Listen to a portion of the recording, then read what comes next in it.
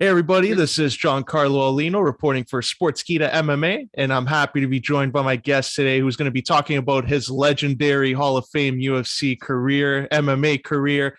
He is a former UFC Superfight champion. He is a UFC Hall of Famer, multiple-time UFC tournament winner. He's Dan The Beast Severn. How you doing, Dan? Giancarlo, I am doing phenomenally today. I'm out in beautiful Arizona. The sun is still shining. I'm wearing shorts and t-shirts. Can't be better, especially this time of year. I wouldn't be wearing this outfit back in Michigan. Yeah, I'm jealous of that here in Toronto. The weather starting to get a little bit better, but I wish I had some of that Arizona weather that you have right now. But I'm going to get into this here because the UFC, right at the start of the year, they released this nice video package on their social media, just detailing the 30 years of the promotion that they're going to be celebrating this year. And I think it's nice to look back at the history because your era of the sport, the OGs that really paved the way for what it is now. What was your first memory of the UFC, and how did you get involved at the time? Well, again, a lot of our social medias have improved greatly since that point in time. I mean, just to talk about a pay-per-view, a pay-per-view back then, you actually had to go to a local movie theater, and that's where they would be playing it. So again, to know that technology has advanced to where I could simply just pick up my cell phone and I could watch a pay-per-view right from my cell phone. Cell phone technology back in 1994 was not that great either. So again, improvements all the way along. So some people might be going, they don't understand because they're too young and they just haven't lived during those time eras. But again, to get back to actually answer your question, I did not know that the UFC even existed until somebody brought it to my attention. They happened to watch the first couple UFCs. They copied it on an old VHS videotape. So then they showed it to me. And then, I'm looking at this and I'm thinking, this is the most wildest, controversial thing I probably have ever seen in my life. And but then I didn't give her much attention at that point until maybe a few days later. I had a couple of my buddies that stopped by my training facility, and I popped this videotape in for them to look at it. I was more entertained by watching them watch the video because they were pushing each other, like almost like grabbing each other and like ducking it and elbowing it. And I'm thinking, this is so captivating to watch these two guys. I'm thinking, I think this UFC might be onto something. But then I've always kind of known that people are drawn to violence. Well, again, American football, you've got crash, bang, boom happening every 30 seconds.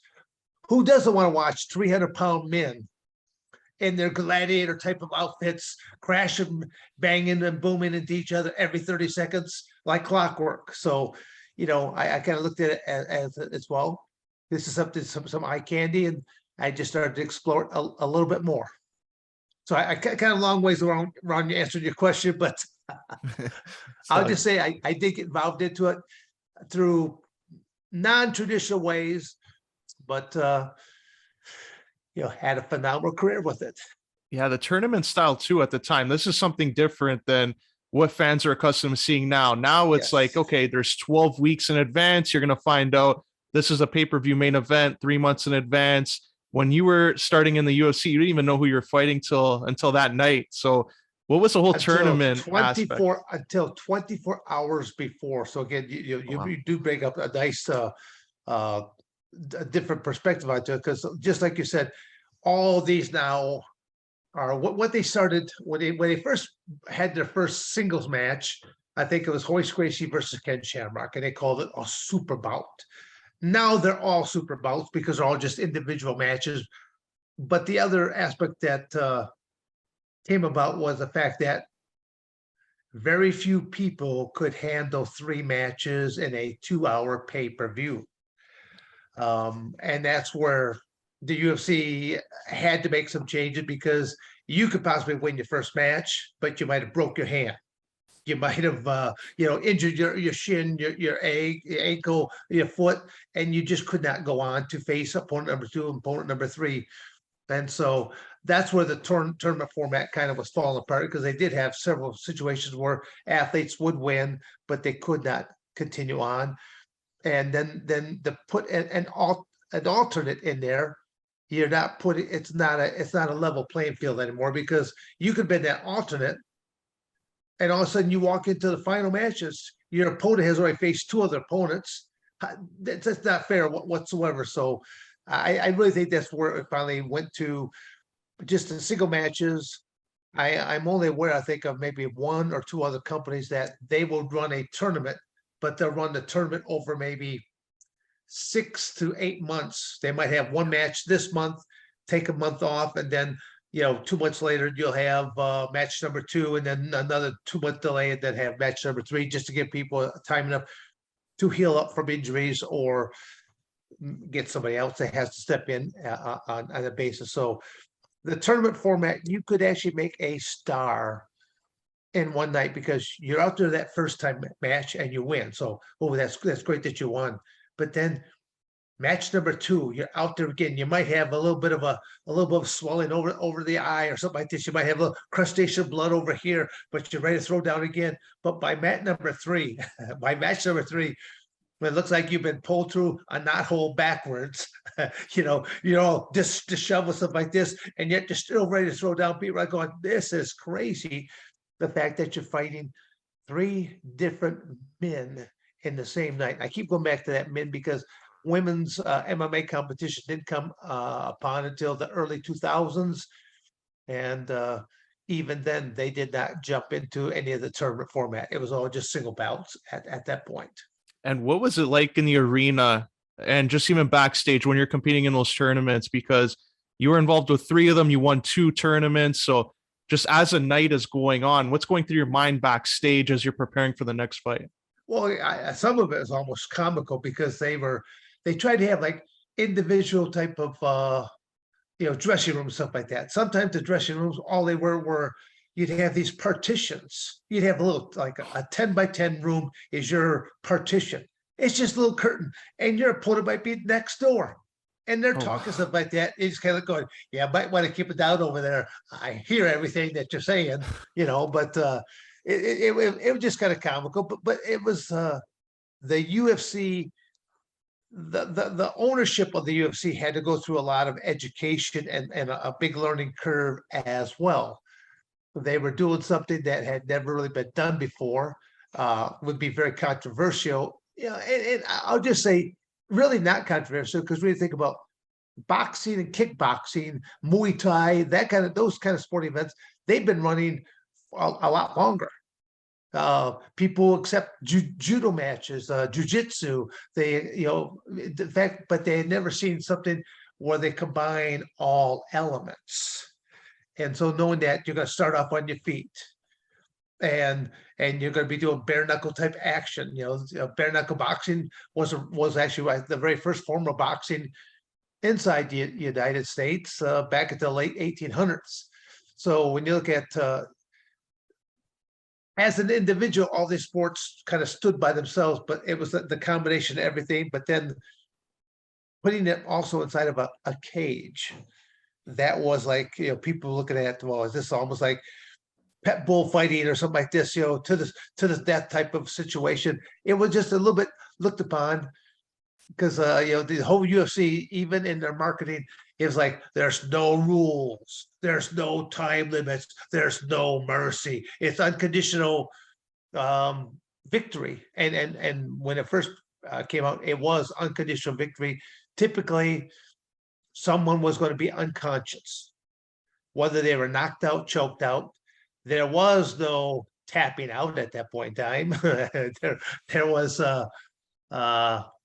the doctor was allowed to call stoppage from ringside or cage side. Wow.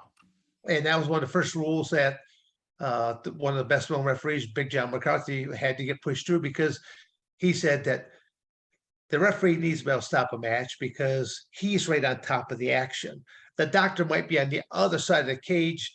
He's at a disadvantage. He can't see what's happening. He can't hear the opponent that's gurgling right now on his own blood and stuff like that. So it was just a whole different format. So the ownerships, the referees, and eventually when they finally had judges, they all had to have a big learning curve to it all. And now it's, I mean, it's a very finely tuned machine today that, can make millionaires out of some of these athletes. But there is a price that must be paid physically and mentally for those rewards. Bring up a great point there. There is a price to be paid, and you won 2 tournaments. So what's a physical and mental toll you experience coming out of one tournament, preparing for the next tournament, and even winning them all because you're fighting 3 times in one night? Giancarlo, you're asking the wrong person, because if you ask any of the other athletes, they're more kind of blown away with the fact that, I mean, the reality is I'm a 64, I'll be 65-year-old man coming up here in June. I started a cage fighting career at age 37 when most people would be retiring from their career, and I went for 20 years. I don't have a broken nose. I don't have no scars. All my teeth are still originals. I very rarely got struck, but then, that old cliche, you live by the sword, you die by the sword. Well, my ability was, I was a grappler. I fell into that grappler type category. The UFC typically would, they looked upon you as either being a striker. A striker could have been a boxer, kickboxer, Muay Thai, karate, kung fu, anything that you could think that used hands, elbows, knees, shins, leg kicks, and grapplers were anything that were judo, jujitsu, American wrestlers. So again, I fell in that category of being the submission grappler. But I've always taken what I call calculated risk. When I watched the first couple of UFCs, I simply looked upon, well, as long as I can clinch my opponent out in the open somewhere, or take them down, or jam them up against the cage wall, I will basically have neutralized probably 90+% of their arsenal. And that theory I came up with back in 1994 still rings true to this day. Even though you have some of these grapplers that can strike with the best of strikers, and you've got some of these strikers that can grapple with the very best of the grapplers, all strikers need some kind of room or space in order to work their magic. But the moment that you can clinch, take down, or jam them up against that cage wall, you've neutralized 90+%. I'm actually kind of surprised that there aren't more developments in clinch combatives. And that's one of the things that I teach. I've been teaching for 20+ years, is the clinch and all the different ways that you can strike or make life miserable for your opponent, knowing that you're still not going to let them breathe while you're still clinched right on top of them. So the sport has evolved in a lot of different ways, and in some ways has not. And you were, in my humble opinion. Yeah, and you were effective with it, because you just look at your record in the sport, all the wins you racked up there, and then it brings you to UFC Super Fight Championship win there against Ken Shamrock. But there's a story also behind the fight, because there's a lot of backstory that maybe fans watching now are not familiar with, of just the battle that the commission or even the owners of the UFC were going through at the time, just to make sure that the events were running. So when you and Ken were main eventing that pay-per-view, going for the title, like, did you think it was going to run that night, or were you expecting, okay, this is going to be rescheduled to another event? The athletes were basically I mean, we did not know anything until after 5 p.m. that Friday. And you're gonna be, this show was taking place Friday night still. And when they're coming out of the courtroom, I mean, they just basically said, well, we're not allowed to do this, this, and this. And again, you should eventually have John McCarthy on your program right there, because he and I should almost be on together, because we'd have a lot of fun, because I don't hit the normal profile of a fighter. I'm not a fighter. I'm a competitor. Now I always tell people, when the UFC was in trouble, a lot of times they only ever brought out one athlete representative, me. Why? Because, well, first off, I'm a college graduate. I have a degree. I mean, I've never been in a fight in my entire life. I work with law enforcement, corrections, air marshal, border patrol, military. I work with all these different first responders. So I have a very impeccable type of record there to myself. And but was I the norm? Oh, at the time, no, I was not the norm. The norm. There's a lot of thugs and stuff like that that happen to be in the sport.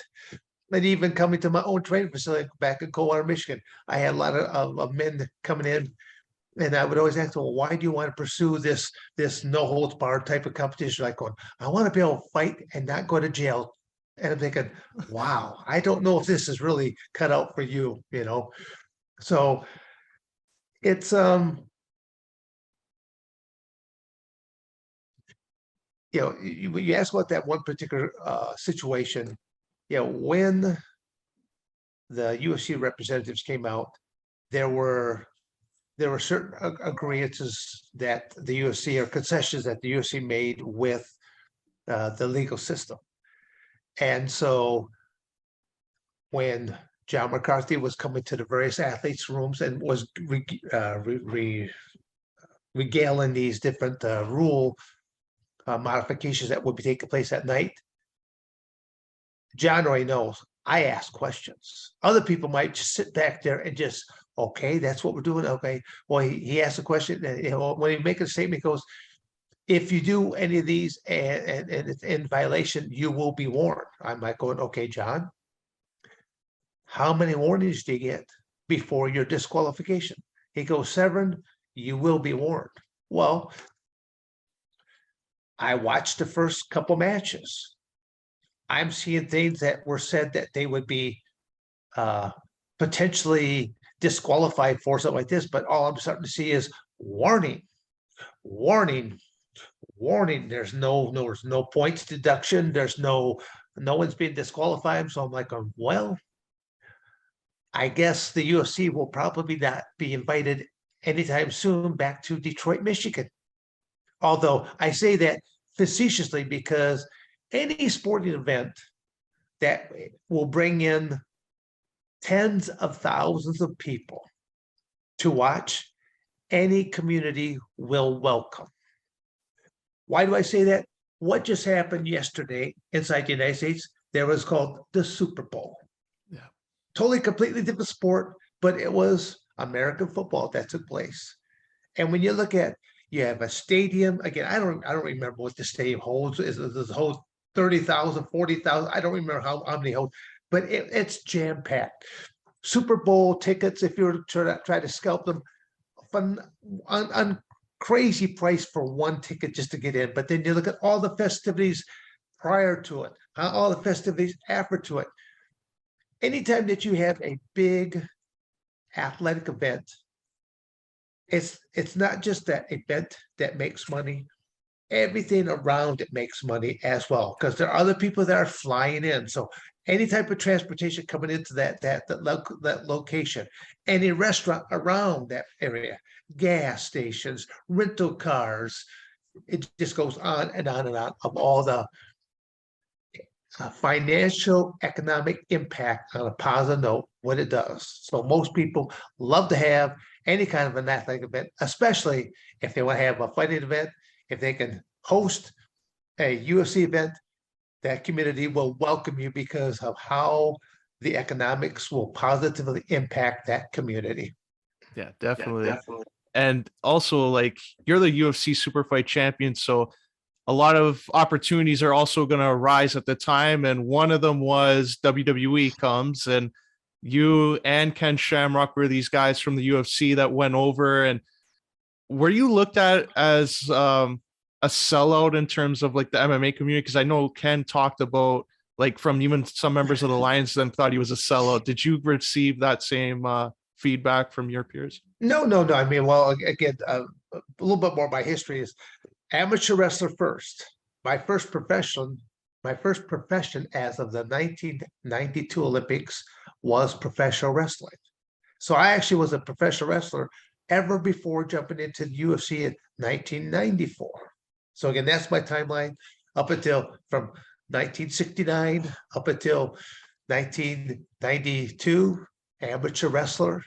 and then I jumped into professional wrestling, and then by 1994 jumped into the Ultimate Fighting Championship. So if anything, professional wrestling community ought to be pissed at me for jumping into the cage fighting world. But then, no, they're not going to be mad at that at all, because again, the professional wrestling world is it's the world of make believe. You're an actor, you're a stunt person. Matter of fact, a lot of professional wrestlers that do well in that industry, they translate right over into movies. So when you look at The Rock, how well he does in the movies, and you see John Cena, and you see The Undertaker and Dave Bautista. I mean, just to name a few of the people that still wrestle, but still have that crossover ability of doing both. So it's opportunities just to for longevity of your career, but then also just other options that you have. My hardest part was going from an amateur wrestler into professional wrestling first, because I had some of my buddies that are like, "Oh, you got to be kidding me!" They thought I was being a sellout to amateur wrestling. I go, there's two different worlds. One is fantasy, and one is reality. I go, I know which one is which. That's all it's got to matter. I go, other people will, Giancarlo, everyone has naysayers. Even you, I'm sure there's some people that are jealous about what you're doing with your podcast, stuff like that. And so they're going to say, "Oh, but Giancarlo was this. Oh, Giancarlo." The hard part is people are going to be jealous of your success. You may have said, "I'm going to do something." The hardest part about succeeding at anything is some of your closest friends and some of your family members are going to be some of the worst people about that, because you have friends that they all talk. They all say, "I'm going to go do this. I'm going to go do that." But how many of them really go and do any of the things they talk about? No. The only thing they simply did is they got a worn up jaw muscle because they talk too much and they don't do enough. That's why I tell most people, I go, "Shh, you're wasting the oxygen that I need to go and do." That's a good way of thinking about it. I never really thought about that. No, it is, Giancarlo. Again, Nike should have been all over me decades ago, because I talked about nothing. I just went out and did it. So what's Nike's slogan? Just do it. Just do it. Nike. This cat's been doing it for decades. And also, like, just even on that. long before Nike ever was around.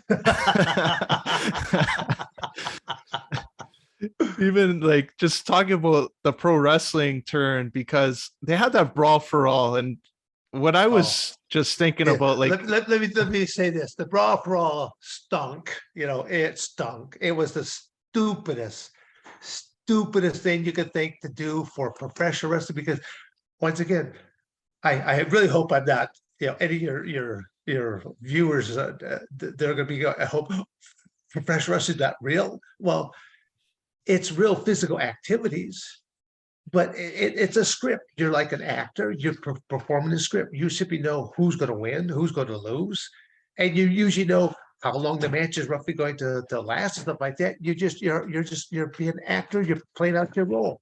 Now, do things go wrong? Sure they do. Do accidents really happen? Sure they do.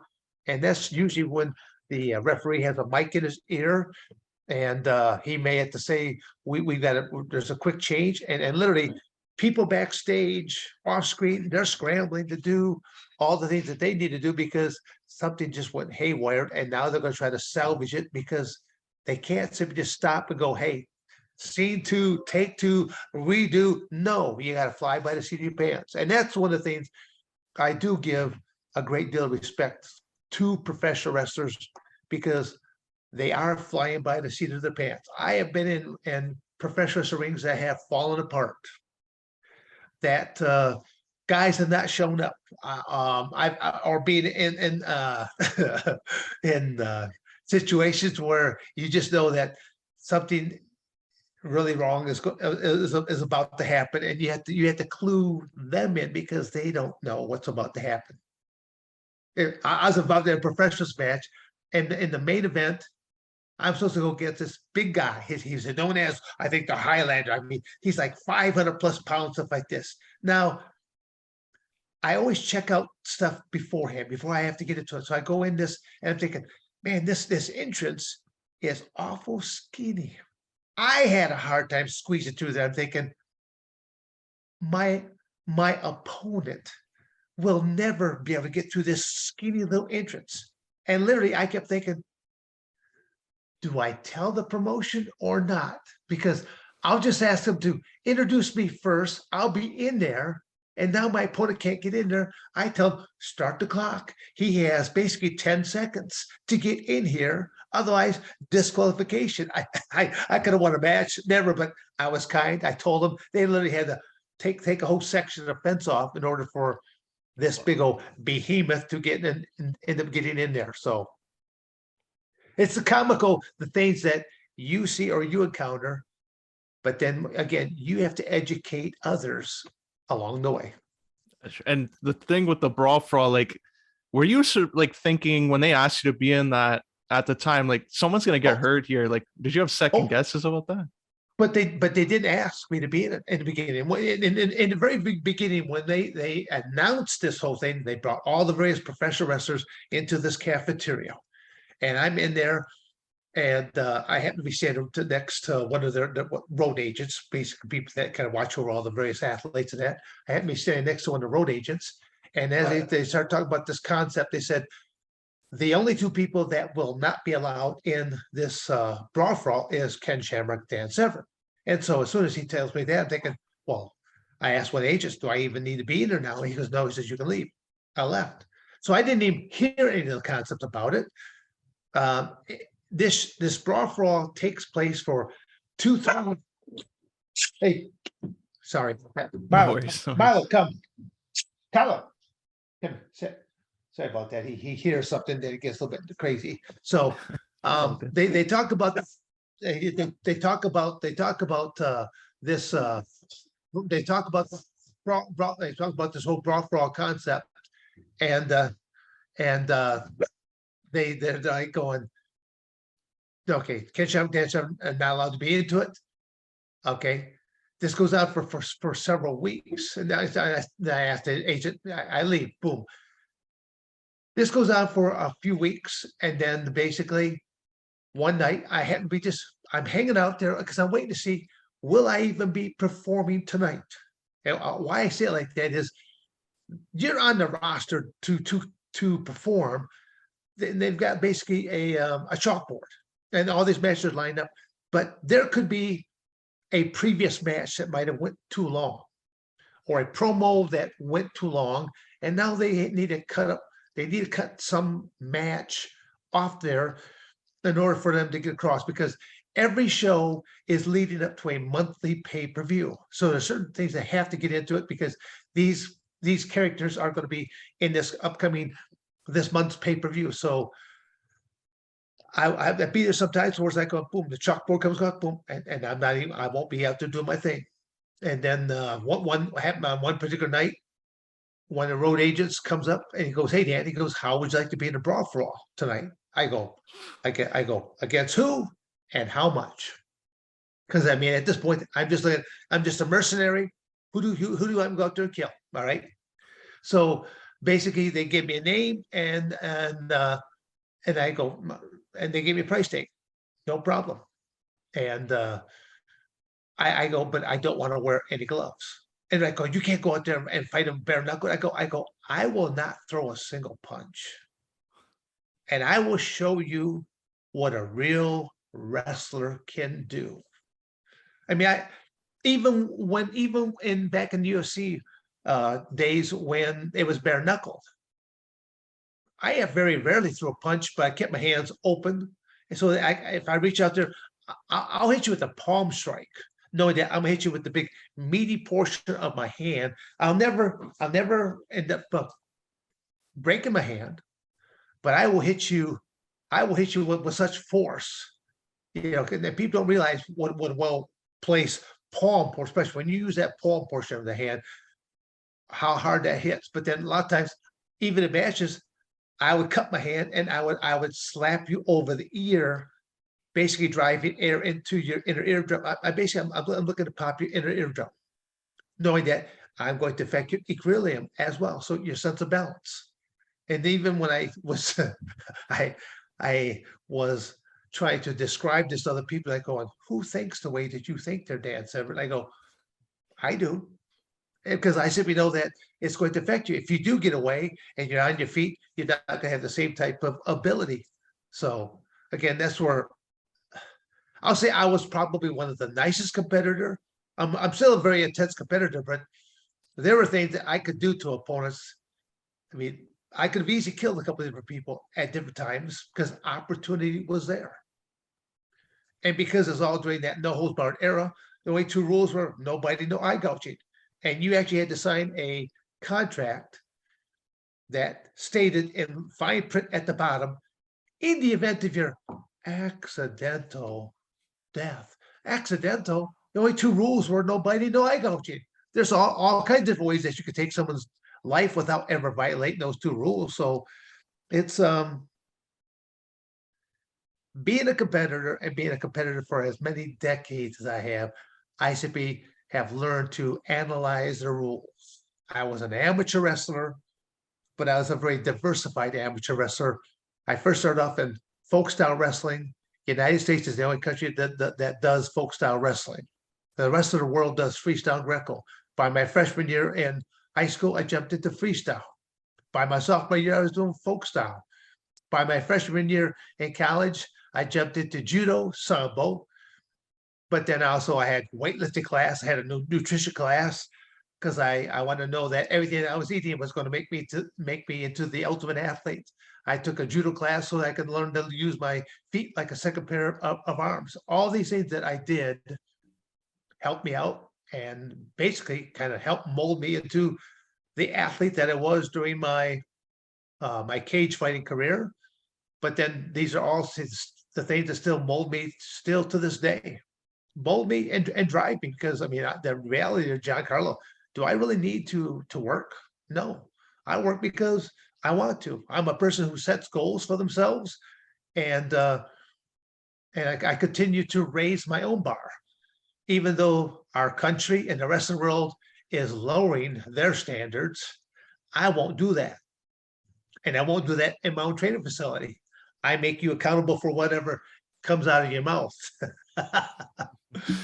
Just even on the topic of that, like I brought this up because I saw a few readers wrote in and asked this question of me, that they've always wondered about this whole Brawl for All and the end goal of this. I know at WWE during that time, they had the Lion's Den matches that Ken was doing. They had you involved with Owen and him at the dungeon and Calgary.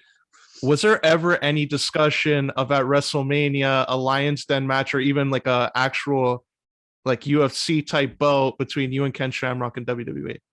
No. I mean, you would have thought that because Ken had a professional's background, I had a professional's background, something would have actually happened in professional wrestling, really between the two of us. And it really didn't. I mean, it was, I'll say certain things that were kind of leading to it, but it never really materialized underneath the banner of the WWF at the time, now known as WWE.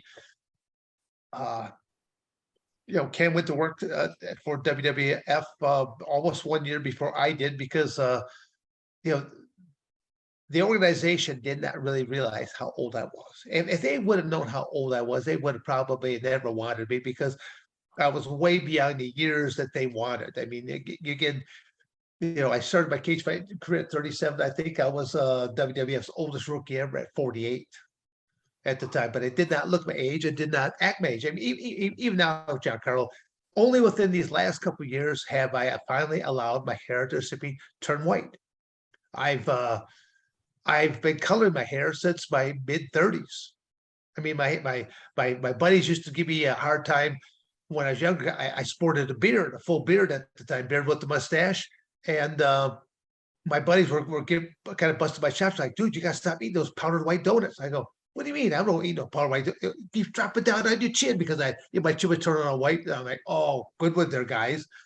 So basically, I was starting to color the chin, color other patches, like going, and then I was like colored as I shaved the beard off, and it just kept coloring the mustache, eyebrows, and hair.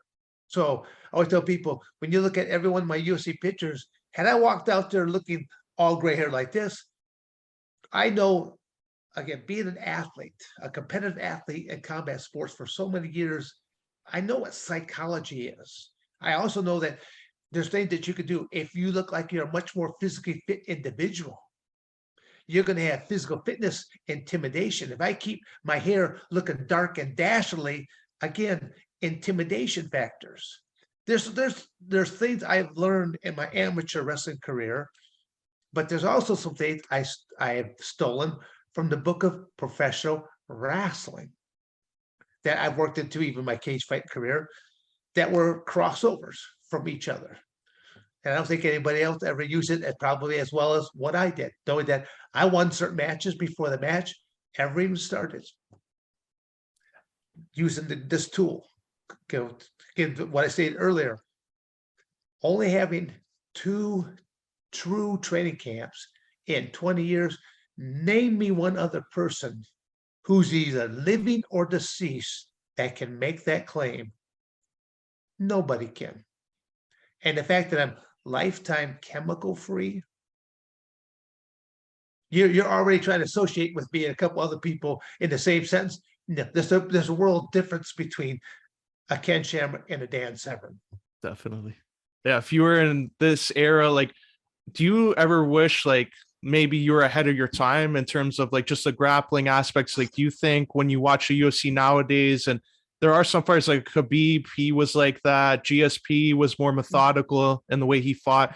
Like, do you think you would have had the style that translated well in other eras? Oh, of course. I mean, it still boils down to, even in today's era, you could be a really good striker, but you still only get one chance to strike. Before the clinch, the takedown, or jammed up against cage wall. Because again, not very many people are very well versed in close quarter combatives. The night that Conor McGregor fought, oh gosh, Cowboy Cerrone, Yeah. and they're in a clinch, and Conor McGregor punches Cerrone in the nose with his shoulder. It basically breaks Cerrone's nose. So as soon as that happened, my cell phone exploded. I had all these people contact me, like going, Jesus, did Conor McGregor finally take a class there with you? I go, nope. I said, had he did that, he would have followed up with this, this, and this. And they're like, oh yeah, you're right. He sucks. You know, he needs to take a class with you. Because again, I look at a sport for what it is. I understand the rules for what they are. There are certain things I have done in matches that nobody else has ever done yet to this day. I mean, to be in someone's guard, it would, because I was like, well, Dan, are you going to show us how to break guard, how to pass guard? I go, no. I'm going to show you how to make life so miserable for this person, whoever pulled guard on you in the first place. He'll wish he had never pulled guard on you, because I'm going to attack you. I'm not going to worry about breaking guard. I'm never going to look up a pass. I'm just going to attack you inside your guard, and you wish you had never pulled guard.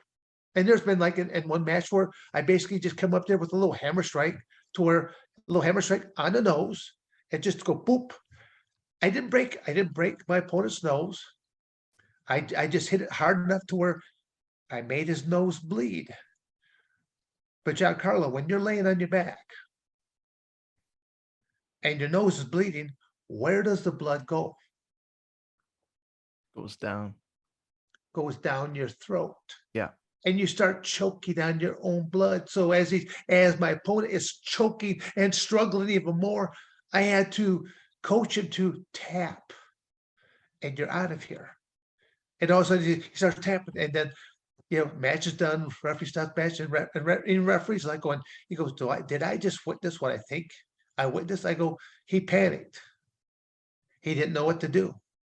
I had to tell him. And like, just the way you brought it, like break it down like that, do you think more fighters should think of it differently than right now? It's like, oh, we got to go in there and stand and bang, have the most entertaining fight. But do you think longevity wise, if they looked at it the way you did, we'd have a lot longer careers and healthier post fight careers? Um, you're spot on. You're spot on. There are, there's Don Fry, a dear friend of mine. Don Fry has probably been in more highlighted matches than anyone ever will be. Probably the closest person, and still that is an active competitor, would be, why am I drawing a blank on it right now? Former wrestler from northern part of Arizona. He's won quite a few different match of the night. Bonuses for just having incredible back and forth. Boy, I'm drawing a blank here right now. It'll come to me probably here shortly, but my whole thing is that you can be about in phenomenal matches now. The true test is what they call the test of time. And the sport of cage fighting, mixed martial arts, the NHB era, it's over 30 years of time frame. So now you can see the longevity. Look at how many, well, first of all, look how many different people have passed on from being already in the sport. Then look at how many are having health issues, are having cognitive brain issues, CTE, Alzheimer's, dementia. And when you look at a sport like boxing, which has been around for 100+ years, you'll see the same similarities here right now, because you look at boxing, takes a lot of head trauma. Well, again, you're seeing a lot more head trauma in mixed martial arts because they want to give you these signing bonuses. Justin Gagey, that was the name I was looking for. Yeah, Justin Gagey. Okay, I've had Justin Gagey marches straight in, and he would rather do an exchange back and forth of strikes. And I remember the first time I ever meeting him, I go, you need to do a little lateral motion. I go, you're marching right in. You're eating a couple punches just to give a punch, but you're young and you're durable now. Wait until you hit mid-40s, early 50s. What's going to start happening to your body? What's going to start happening to your mind? And that's where maybe it was because I was older, starting a career. Because when I first started into it, I kept thinking, well, I'll try one event. One event went just fine. I go, well, let's try another event. It led to 1 year, 2 years, until finally, when I'm starting to stand in the cage and I'm giving up 30 years of age to younger opponents, now it's kind of like going, well, maybe I should start looking for a exit here now, because I could always tell in my mind is saying move, move, move, move. But by the time the wire goes from my mind to my body's going, okay, not a good combination.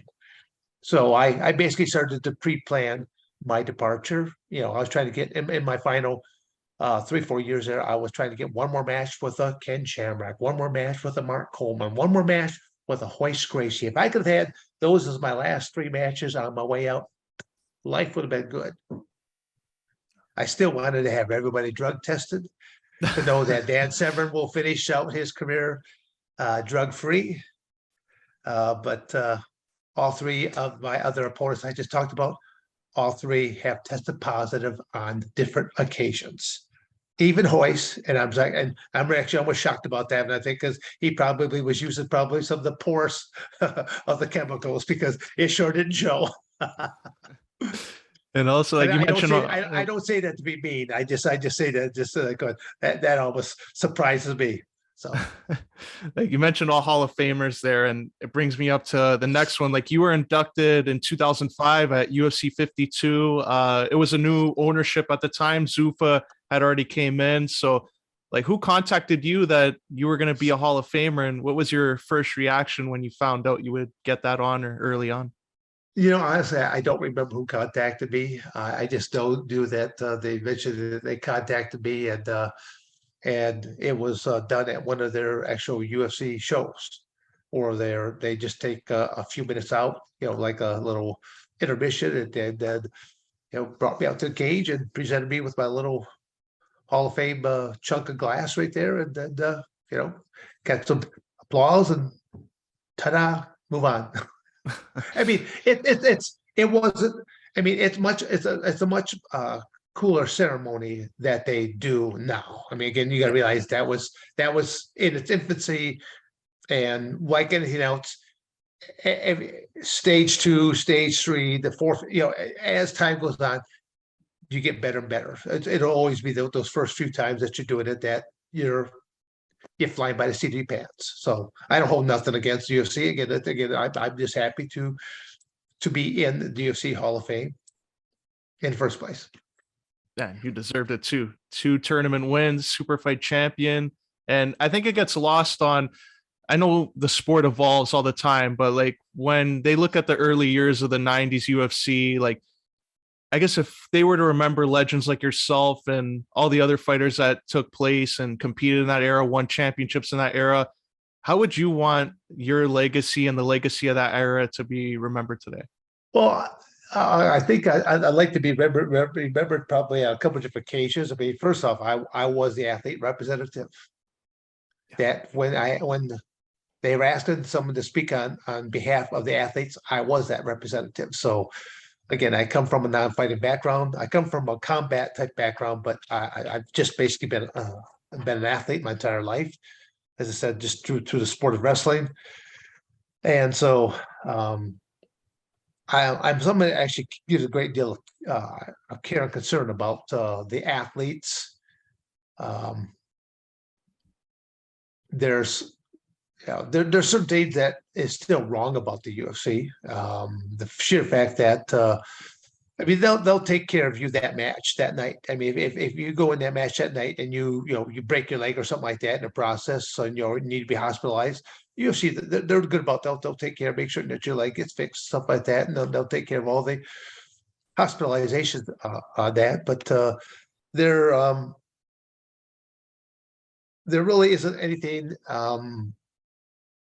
more to it that they really should be doing something more for the athletes for overall. There should have been there should be well again there should be some type of a guideline that after you've done maybe X number of matches in the UFC, you're now a fully vested athlete, and there should be some type of residual type of royalty that you should be receiving after that. Again, as long as you've been one of these people that have been a positive advocate of the sport, not just because you and Dana White, are bumping heads left and right onto things. Because it seemed like Dana was bumping heads with a lot of different athletes at different times.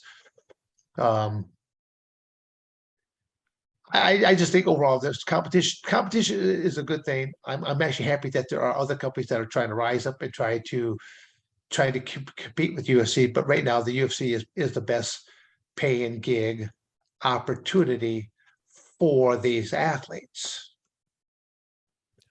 Now, again, there's in the back of my mind is like going, but why hasn't like the UFC brought on people like myself? I would be probably one of the best ambassadors for the sport because I know what the athletes want, and I know what the company wants.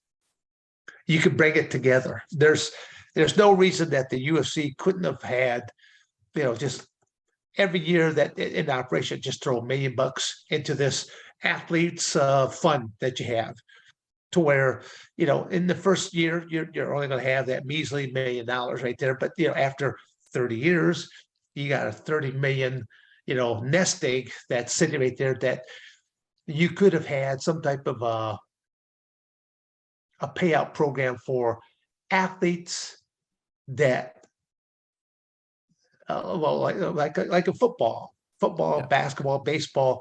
All the major sports have got some type of a program that if a athlete is fallen upon hard times, gets caught up into gambling, gets caught up into drug addictions of the nature, that there are some programs that they could go into that, but then there's other programs that that could be something where it benefits these athletes for being this little shining example and stuff like that, that there should be some type of residual that they should be getting, because it was upon their bodies and their minds that this sport is now there.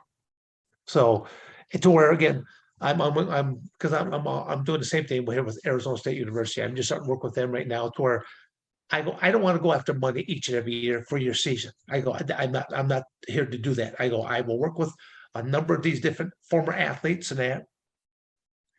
And I go, I want to build up the nest egg to where, does that mean 10 million? Does that mean 20 million? To where you never touch the nest egg. You simply work off of the interest. And even then, you don't use up all the interest. You don't use up 100% interest. You only use up maybe 75 or 80% of the interest, because next year, once I built you to this level, every year it's going to continue to grow, because that's really what investments should do if they're invested properly. They should just continue to grow. And as long as you're only working off of the interest, you will be taken care of for the rest of your career and the careers of anyone and everyone behind you. And again, that's my proposal to them. But I keep getting certain reminders that they don't get it yet. And so if I don't get back to them, eventually they'll say, well, what's wrong? I go, now that I have your attention, because you're not responding to me in the first place. I said, I'm going to do it like this, and I'm only going to do it this way only, because I don't like going out and what I call begging for dollars. Now I'll go and see people that have been successful to where it'll be just a monthly little residual. We get it all built. We get that nest egg built up to where it perpetuates itself. And we're done.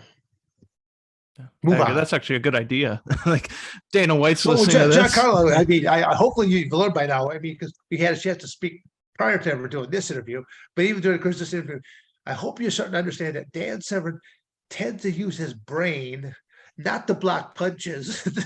Like, what a concept! I want to keep as much of the gray matter intact. Well, gray matter in my. I'm not talking about my hair now either. I'm talking about the brain.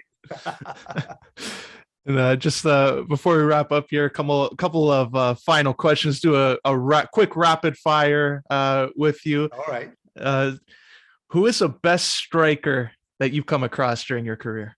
Well, again, hard would be Mark Coleman. I mean, it's the first time I ever got hit, and I got hit hard to where all I know is that when I got hit, it felt like my whole body went, and I think I saw like three of them. I go for the guy in the middle. These other two guys, they're fictitious. Go for the guy in the middle.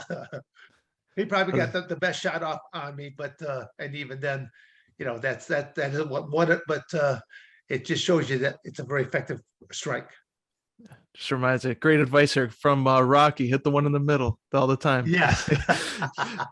Who's the best grappler that you've come across in your career? Well, again, the best grappler, during my career, I can't really say going up against other wrestlers, because that was a strength that I brought to the table in the first place. Like a Ken Shamrock, Hoist Gracie. I throw those guys into it. It's exactly I'm throwing them, but they're two different people, and in two entirely different circumstances. But going up against another wrestler, and then the one name I'd like to come out, I just can't, because when the promoter was talking to me, I go, there was a capability of actually doing research on the internet. I can actually look your name up. I can actually find out video footage of you, your stats and all that. That's a great tool to have. And I just remember at one point in time that I was asked to go up against a young opponent. I said, you are asking me to go up against me. Oh, wow. Except that this is Dan Severn, who is now 50 years of age, looking to go back at this guy who's like 35, but he's me. Okay. There's a world of difference between that. I go, one of us is moving a little slower than the other. Yeah. Who is the most funniest MMA fighter that you've come The across? funniest. Wow. And again, that's probably the first time I've ever been asked that question. The funniest guy. Wow. You know, nothing that was very funny that ever happened in days. The funny would be either at press conferences or, and even then, that wasn't. They're not. They didn't have questions like that. And now they have people out in the audience and are asking various interactive type of questions. They have a whole broadcast. So I can't come up. I mean, you know, I do a podcast with Don Fry. I mean, you know, Don is funny, but Don is kind of like sarcastically funny. You know, he's got a very brutal wit to him. So, and I happen to be his whooping boy most of the time on the podcast. So, you know, I'd say he probably brutalizes me more than anybody. But that's okay. This is who had the highest fight IQ? Who has eyes? Well, if I had my graduation cap, I'd be putting it on my head right now because I think I am that person. Again, I'm not saying it to be arrogant. I simply just look at you know the facts that I state here right now. When you look at lifetime chemical free and only doing 2 training camps, and then when you look at the win-loss overall record, I mean, it speaks for it. It speaks volumes for itself.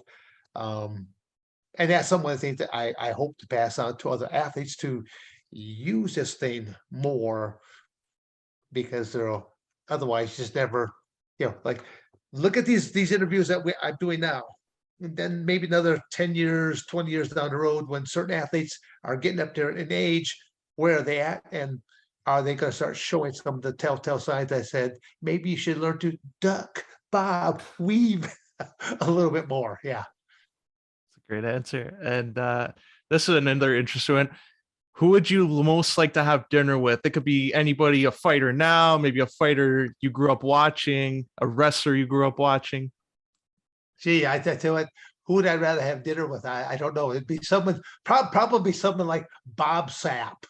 Okay. Oh, wow. The only reason I say something like that because, well, first off, I think he's pretty comical. I've seen several movies. I've never met the man, but he's a big guy. I think he's probably got a pretty good sized appetite.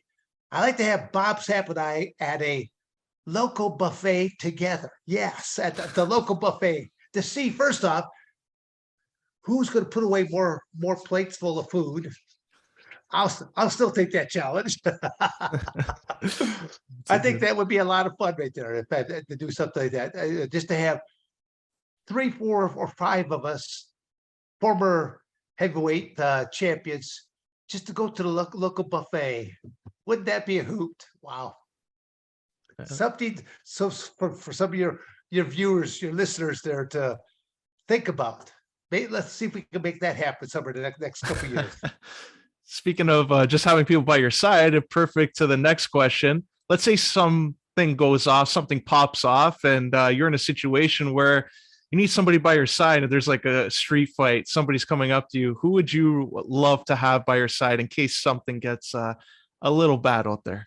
Or just on sheer, again, just because I know the way typical people think, I'd probably have like a Bob Sapp only because of sheer size and intimidation power.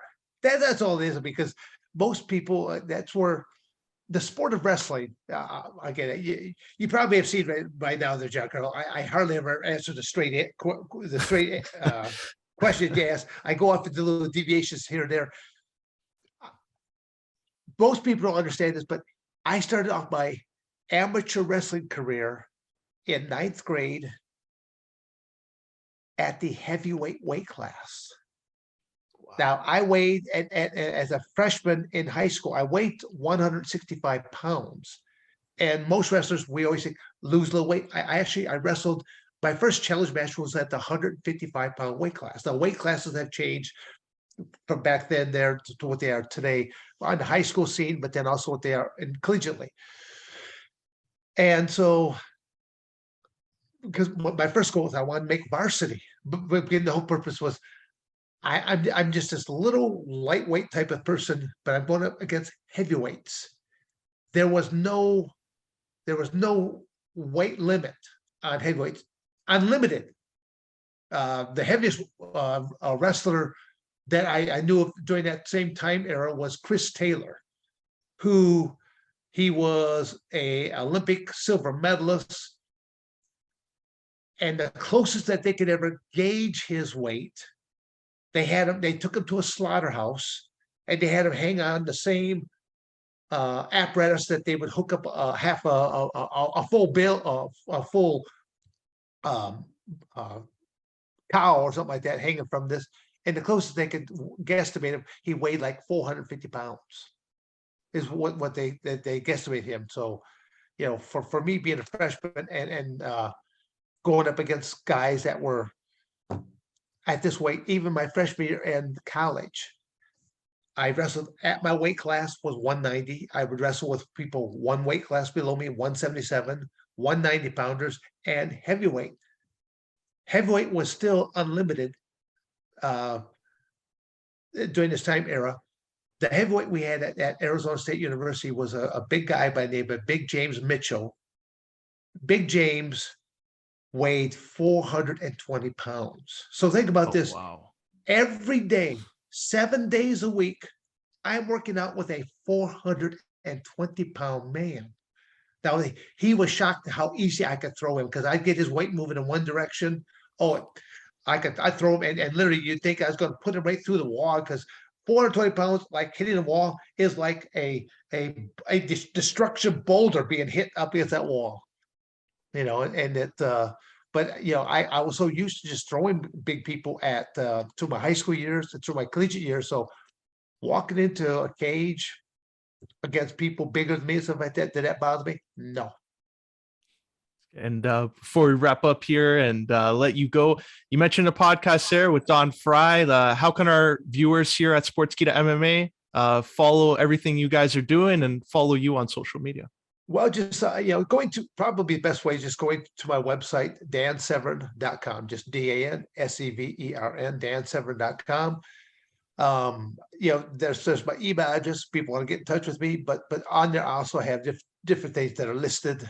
The podcast, the recipient is called Toxic Masculinity. So what's the worst thing to be in this world right now? Well, being an old white guy that still identifies as being a man, that believes in doing masculine type of things, that isn't going to wake up in the morning and put little pink ribbons in my hair and think that I'm a teenage girl today. It's where common sense is not very common anymore.